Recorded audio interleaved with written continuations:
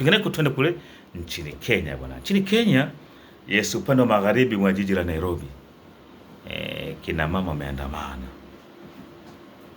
Wameandamana. Team.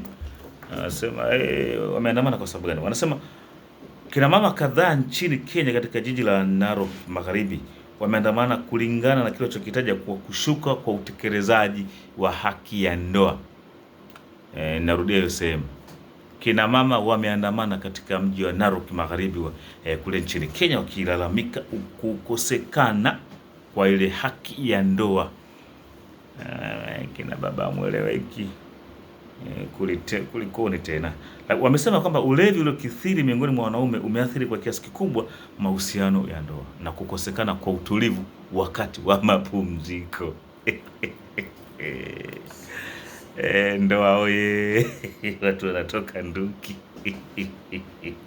Yes. Lakini wanasema ya kwamba utulivu na familia na ustawi kwa ujumla wake unatokana na mahusiano mazuri kati ya mke na mume, lakini moja kati ya mahusiano yanaimarishwa na zile heka kujimwaya. Sasa muda wa kujimwaya hawa kina mama hawaupati, walichokifanya wao wakaandamana.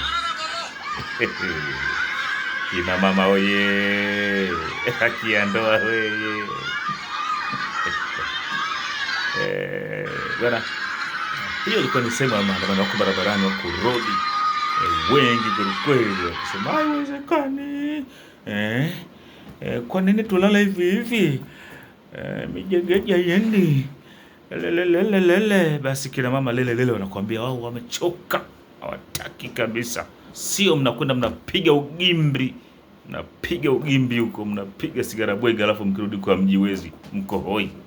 Alafu mwisho wa siku mnasema wake zetu lele, mnaita maneno ya hovyo ambayo hana kichwa wala miguu. Kimsingi ni kwamba kina mama hawa wamehangaika na kuteseka juu ya kukulea, lakini vipi haki ya ndoa? Kama ninyi amsemi kile ambacho kinawasumbua, wao wameamua kuandamana.